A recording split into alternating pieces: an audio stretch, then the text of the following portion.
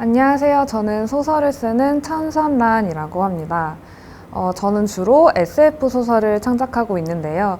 시선의 항해라는 주제로 오늘 강연을 준비하게 되었습니다. 그래서 오늘 이 자리에서는 SF 소설에 대한 이야기보다는 소설가인 저에 대한 이야기를 더 하게 될 것 같은데요.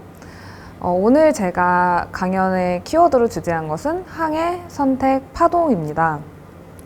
여기서의 파동은 여러분이 잘 알고 계시는 진동이 주위로 퍼져나가는 현상을 뜻하는데요. 저는 여기에 에너지가 주위로 퍼져나가는 현상이라는 뜻을 더 추가하려고 합니다. 이 세 단어를 적절히 섞으면 이런 문장을 만들 수 있을 것 같아요. 어느 방향을 향해 닻을 올릴 것인가? 그리고 이 문장을 비롯해서 세 가지 질문을 드리고 싶습니다. 첫 번째, 여러분은 이 강연을 왜 들으러 오셨나요? 여러분의 첫 항해의 경로는 어떻게, 무엇으로 결정하셨나요? 마지막으로 여러분의 시선은 어느 곳을 주시하고 있나요? 첫 번째 질문입니다. 여러분은 이 강연을 왜 들으러 오셨나요? 원래라면 강연을 들으러 왜 왔냐고 물어야겠지만 언택트 시대답게 왜 클릭했냐고 물어봐야 될 것 같아요. 우리가 매일 보는 스마트폰에는 클릭할 수 있는 무수히 많은 선택지가 있잖아요. 휴대폰을 켰을 때 어떤 앱을 제일 먼저 들어갈 것인지부터 카카오톡에서는 어떤 누구의 메시지를 가장 먼저 대답할 것이고 SNS에 들어가면 어떤 뉴스를 클릭하고 어떤 게시글을 보고 또 어떤 링크를 선택하는지에 따라 정말 무수히 많은 세계가 나타나잖아요. 전부 이 손가락 하나로 우리는 앉은 자리에서 수십, 수만 개의 다양한 가능성을 체험할 수 있는 시대인데요.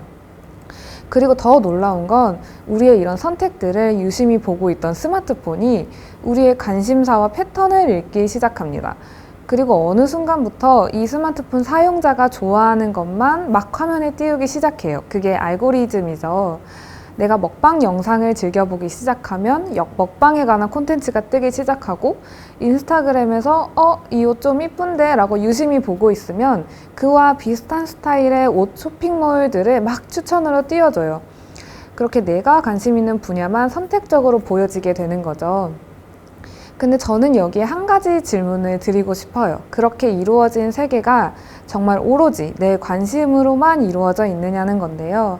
그것이 정말 내가 선택해서 만든 세계인지 아니면 알고리즘이 내게 만들어준 세계를 내가 내 관심이라고 착각하고 있는 것은 아닌지라는 질문입니다. 요즘 시대는 정말 다양한 시대죠. 트렌드는 말할 것도 없고 각종 이슈도 너무 다양합니다. 여기에서 이 문제가 터지면 저기에서는 저 문제가 터지고 심지어 문제들의 경중을 잴 수도 없습니다. 요즘 시대에는 정말 다양한 문제가 전부 비슷한 무게로 누군가의 생존과 연결되어 있기 때문인데요. 그러니 이제 우리에게 선택이라는 것은 이 다양한 세계에서 내가 무엇을 보느냐를 결정하는 것인데 이 말을 좀 다르게 말하면 결국 내가 무엇을 보지 않을 것인가와 같다고 생각을 해요. 내가 의도하지 않았더라도 나는 내 선택에 의해 어느 한 세계를 완전히 가려놓게 되는 셈인 거죠. 그래서 저는 가끔 의도적으로 알고리즘을 망가뜨리고 있기는 합니다. 물론 그렇다고 해서 완전히 새로운 세계가 열리는 것은 아닌데요. 클릭하는 기사와 보는 영상 이런 것들을 한 번씩만 바꿔주는 것만으로도 제가 기존에 갖고 있던 알고리즘이 많이 좀 깨지더라고요. 오늘 이 동영상을 클릭한 여러분들은 과연 저 SF 작가가 무슨 말을 할지 아무것도 모르는 상태에서 들어오셨을 거예요. 그리고 저 역시 이 영상을 시청하시는 분들이 평소에 어떤 것에 관심이 있는지 알지 못하는 상태이고요. 그렇지만 크게 상관은 없지 않을까 싶습니다. 오늘 당신의 선택이 당신을 또 다른, 당신이 미처 보지 못했던 세계로 안내해주는 역할을 할 거라고 믿습니다. 결국 또 이렇게 당신의 선택이 당신의 세계를 바꾸게 되겠죠. 저는 오늘 아주 재미있는 SF 소설에 대한 이야기와 환경에 대한 이야기를 할 생각인데요. 여러분들은 SF 소설을 자주 읽으시나요? 소설이 아니더라도 영화는 자주 보실 것 같은데요. SF라는 범주는 우리가 생각하는 흔히 말하는 기계같이 차가운 느낌의 이야기는 물론이고 초능력자가 나오는 허무맹랑해 보이는 이야기까지도 전부 SF 범주에 속합니다. 저는 미래 세계의 모습을 상상하는 것을 워낙 좋아했기 때문에 과학적 고증과 사실보다는 그 미래 세계 모습 자체에 더 치중을 하고 창작을 하는 편이에요. SF를 좋아하고 또 요즘 SF가 각광받는 이유 중에 하나도 어떤 미래에 대한 궁금증 때문이라고 생각을 하는데요. 사실 이런 미래 세계에 대한 궁금증은 어느 시대에서나 있어 왔다고 해도 무방하죠. 적어도 인류가 상상이라는 거를 하기 시작한 순간부터요. 저 움직이는 숲을 뒤에 무엇이 있고 그것이 우리를 공격할지에 대해 고민했던 순간, 그리고 내일 무엇을 먹고 내일 어떤 사냥을 해야 할지 계획을 꾸렸던 시대부터 우리는 미래 세계를 상상해 왔던 셈인데요. 과학기술이 발전하고 인류의 지능이 높아지면서 우리는 더 먼 내일, 더 먼 미래를 상상하게 됩니다. 과연 우리의 미래는 어떤 모습일까? 우리가 가지고 있는 이 기술은 얼마나 말도 안 되는 미래를 만들어줄까 하는 기대감이겠죠. 제가 어렸을 때는 과학 상상화 그리기 대회가 있었어요. 지금도 있는지는 모르겠지만 그때 대회가 열리면 하늘을 날아다니는 자동차, 해저도시, 우주여행 이런 것들이 있었습니다. 그때의 미래는 그렇게 멀지도 않았어요. 2020년 정도면 이런 것들이 당연하게 될 줄 알았죠. 하지만 작년이었던 2020은 우리가 상상치도 못했던 전염병으로 우리가 꿈꿔왔던 미래와는 정반대의 모습이 되죠. 그리고 무엇보다 기후 문제가 심각해졌습니다. 저는 제가 어른이 되기 전에 제가 어렸을 때 당시에 어른들이 이 문제를 전부 해결해 줄 거라고 믿었어요. 과학기술이 발전해서 하늘에 자동차도 날아다니고 해저도시도 만들어지고 달에 여행도 가는 미래를 그리듯이 환경 문제도 그렇게 자연스럽게 해결될 줄 알았습니다. 그런데 정반대가 됐죠. 물론 하늘에 나는 자동차가 개발이 되기는 했지만 아직 서울 도심에는 날아다니지 않고 해저 터널이 있지만 그 속에서 사람이 살지는 않죠. 그리고 우리는 이제 모든 것이 늦었다는 기후 위기의 시대로 들어왔습니다. 지난해 여름 정말 습했잖아요. 장마가 길게 왔고 태풍이 잦았죠. 흔히 그런 여름 기후는 우리나라에서는 느끼기 힘들었던 기후였는데요. 이런 이상기후 증세가 바로 우리가 처한 기후 위기의 현재를 말해주고 있습니다. 그리고 가깝게는 몇 주 전에도 영하 20도를 육박하는 한파가 왔는데 이 한파 역시도 북극성 한파를 막아주는 제트기류의 역량이 약해지면서 몰려온 추위라고 하는데요. 우리는 아직까지도 기후 문제가 우리에게는 아직 먼 미래라고 이야기하지만 이미 그 진행 단계 한가운데에 서 있는 것과 다름없습니다.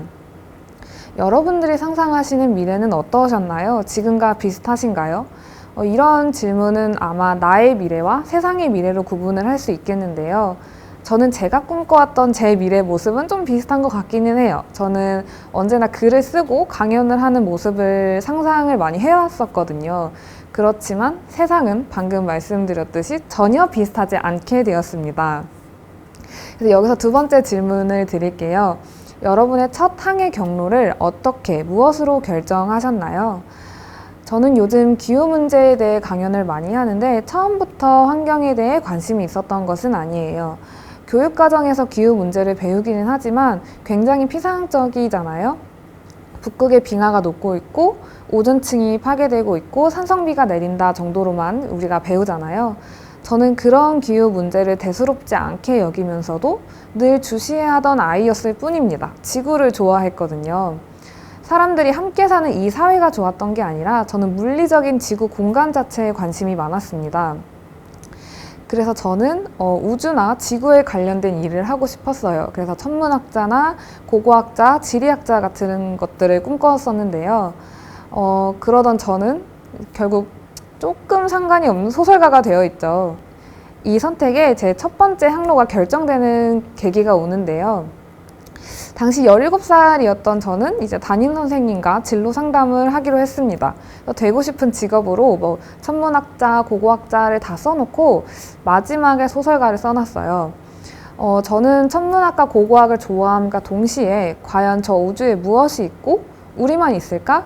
우리 외에 다른 존재가 있다면 그들은 어떤 모습이고 우주의 끝이 있다면 우리는 어떻게 될까? 또 고인류의 삶은 어땠을까 같은 것을 상상하고 그것을 옮겨 쓰는 것을 굉장히 좋아했거든요. 그래서 선생님이 이제 그 이야기를 하셨어요. 너는 작가가 되어야겠다. 작가가 되면 네가 좋아하는 이 모든 것들을 구분 없이 다 공부할 수 있어 라고 말씀을 하셨죠. 그리고 그때 처음 깨달았어요. 아, 항로가 하나일 필요는 없겠구나. 출발지와 목적지는 정할 수 있겠지만 항로는 결정하지 않아도 되겠구나. 어떤 방식으로든 내가 좋아하는 것들을 다양하게 하면 되겠구나 라는 생각을 했습니다. 그래서 저는 17살에 인문계고등학교를 다니다가 이제 갑자기 예술고등학교 문예창작과에 편입을 하게 됩니다. 그리고 대학교와 대학원까지 문예창작을 전공하면서 소설이란 무엇인지에 대해 끊임없이 연구하고 또 창작을 해왔는데요. 여기서 제가 얻은 어떤 소설이라는 것은 결국 인생을 간접적으로 느낄 수 있는 수단이라는 점이었어요. 아까 선택이라는 말을 했잖아요. 근데 우리가 선택할 수 없는 것들이 몇 가지 있어요. 그게 태어나면서 갖게 되는 환경이죠. 물론 자라면서 변할 수는 있겠지만 우리의 유년 시절을 가득 채웠던 그런 어떤 환경적인 요인들은 내 선택에 전혀 반영되지 않은 세계죠. 그러니 결국 나라는 한 사람은 하나의 세계만 경험할 수밖에 없는 거예요. 그런데 소설은 국적도, 언어도, 사상도, 생각도, 그리고 성별도 전부 다 다른 인물들이 자신의 세계를 써내려간 아주 커다란 인생 압축집 같은 거예요. 그러니까 내가 선택할 수 없어 경험하지 못했던 인생, 그래서 내 세계에 뜨지 않는 알고리즘을 소설로 바꿀 수 있다고 생각을 해요. 그 책 한 권에 한 인간의 모든 철학이 담겨 있으니까요. 그래서 이쯤에서 세 번째 질문을 드립니다. 여러분의 시선은 어디를 주시하고 계신가요? 저는 미시적인 것보다는 거시적인 것에 시선이 많이 가는 편이에요. 그런데 거시적인 것은 결국 미시적인 것을 바라보고 있는 것과 다르지 않더라고요. 이를테면 저는 내일은 구태여 생각하지 않지만 100년 후의 지구를 혼자 상상하고는 합니다. 그리고 1000년 후, 1억 년 후 인류가 사라진 후의 지구를 자주 상상을 해요. 물론 인류가 사라진 후의 지구는 우리가 아무리 상상을 해도 확인할 수 없겠지만 대신 이런 건 생각하게 되죠. 인류가 사라진다면 왜 사라지게 될까? 1년 후, 100년 후를 상상하는 것도 비슷해요. 결국 지구를 살아가고 있는 이 주체들이 어떻게 행동을 하느냐에 따라 지구는 아포칼립스가 될 수도 있고 낙원이 될 수도 있으니까요. 그래서 저는 멀리 보기 위해서 가까이 있는 것을 봅니다. 무엇을 바꿔야, 어떻게 움직여야, 무엇을 주시해야 내가 꿈꾸는 미래가 올 수 있을지에 대해서요. 그리고 내가 이 삶에서 가장 심각하다고 느끼는 것들을 소재로 가지고 옵니다. 기후 문제, 소수자 문제, 동물 문제, 그 다음에 인간이 가지고 있는 외로움과 잘못된 분노 같은 것들인데요.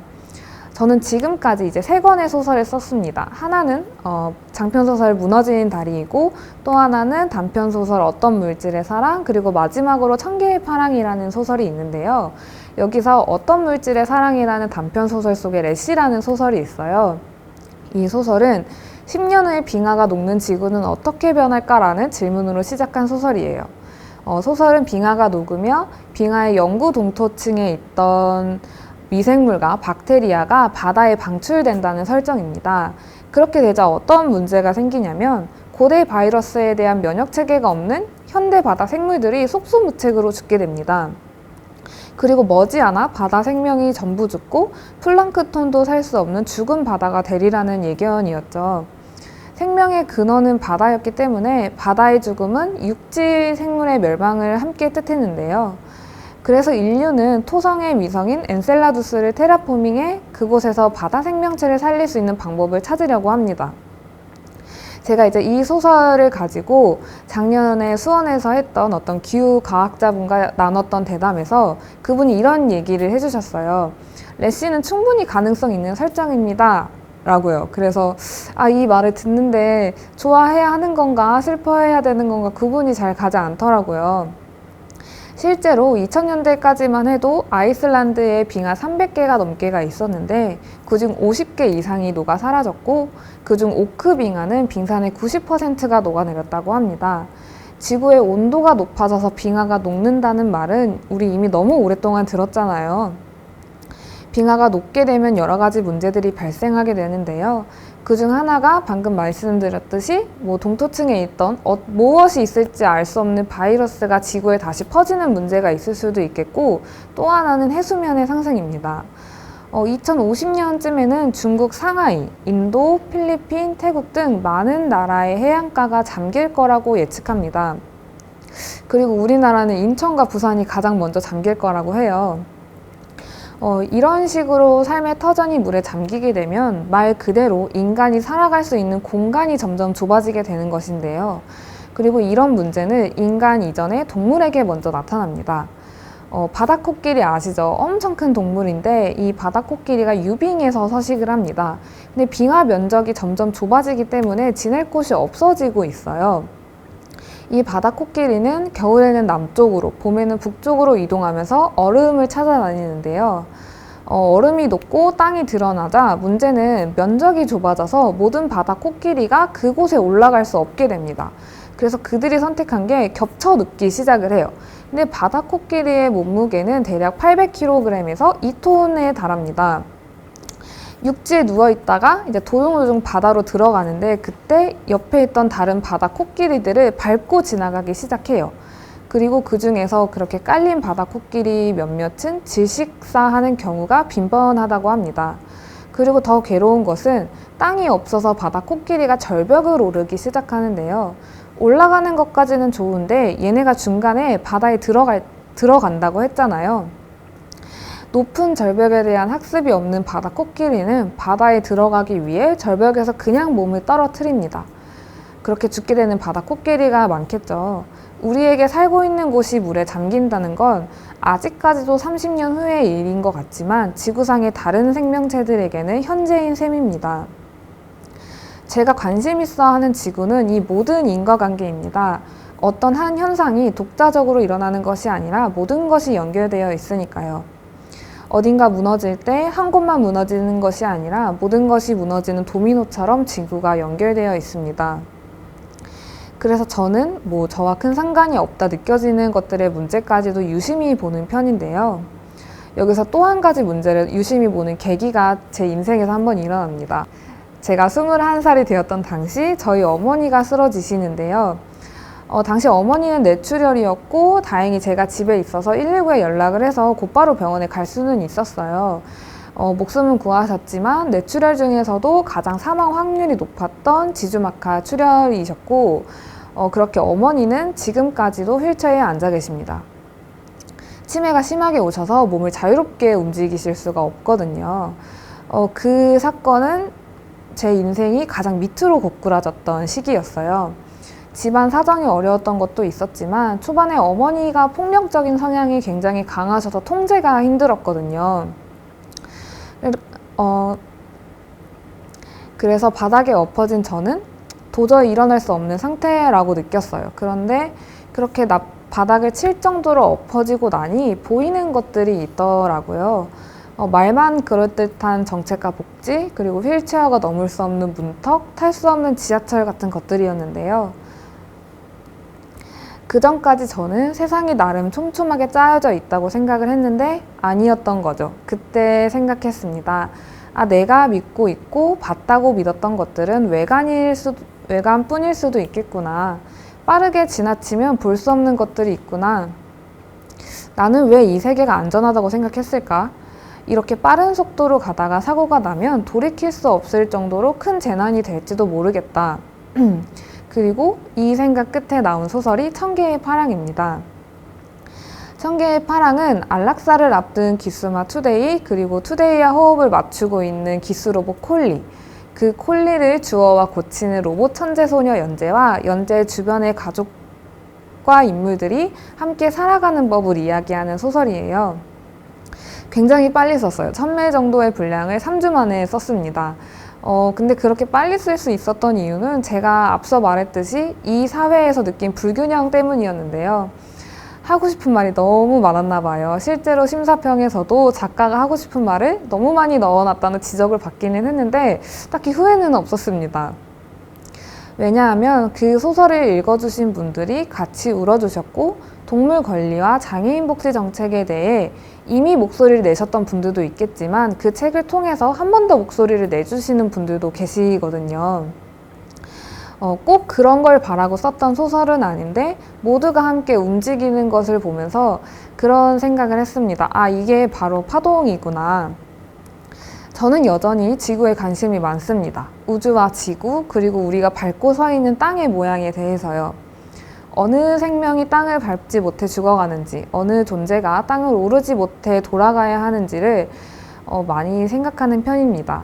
제가 처음 강연을 할 때까지만 해도 누가 나에게 환경 이야기를 듣고 싶어 할까라는 의구심이 좀 있었어요. 비웃을 것 같았거든요.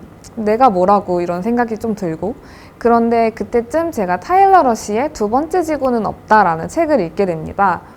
그 비정상회담에 나왔던 미국인 방송인 분이신데 책에서 타일러 러시가 이렇게 얘기를 해요. 지금 상황이 얼마나 절박한데 고작 목소리 내기를 주저하겠는가.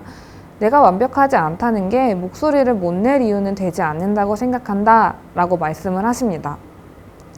타일러가 이 말을 쓴 이유는 미국인으로서 한국의 문제를 지적하는 것에 대해 안 곱게 보는 사람들이 많아서였어요. 그런데 저는 좀 다른 의미로 되게 용기가 되는 말이더라고요. 내가 완벽하지 않은 게 무슨 상관이지? 모두가 완벽할 때까지 기다릴 순 없어. 그런 순간은 영원히 오지 않을 거야 라는 생각이 들었습니다. 한때 천문학자를 꿈꾸고 고고학자도 꿈꾸며 나는 왜 기후 문제에 아무것도 하지 못하는 어린아이일까라는 생각도 했고 왜 어른들은 기후 문제에 대해 신경을 쓰지 않을까 하고 고민하던 저는 어느 순간 이렇게 기후 문제를 이야기하고 우리가 서 있는 땅에 대해 말하게 되었습니다. 그리고 이 순간이 제가 선택한 도체 방향이었고 그 배가 아주 천천히 나아가며 일으키는 물결의 한 부분이라고 생각해요. 여러분들은 삶의 방향을 어디로 잡으시나요? 여러분들의 돛은 어디를 향해 나아가고 있나요? 제가 가장 힘들었을 때 이런 이야기를 들었어요. 사람의 마음을 울리려면 바닥을 쳐야 한다라는 말이었습니다. 제가 겪고 있는 힘든 순간들이 언젠가 사람들의 마음을 움직이는 힘으로 작용할 거라는 말이었는데요. 오늘 조금 여러분들의 마음 한 부분을 쳤을까요? 그랬으면 좋겠다는 생각을 하면서 이상 소설가 천선란이었습니다. 감사합니다.